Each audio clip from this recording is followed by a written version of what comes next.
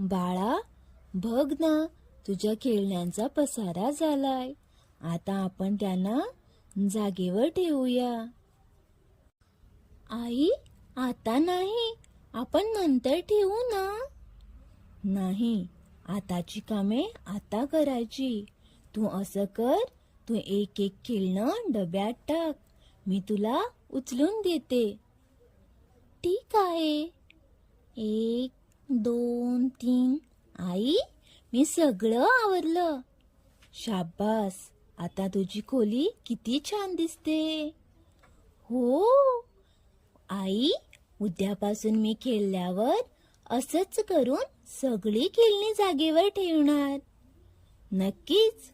असं छोटं कामं केली तर तुला जबाबदारीची सवय लागेल आणि तुझं मनही खुश राहील. ठीक आहे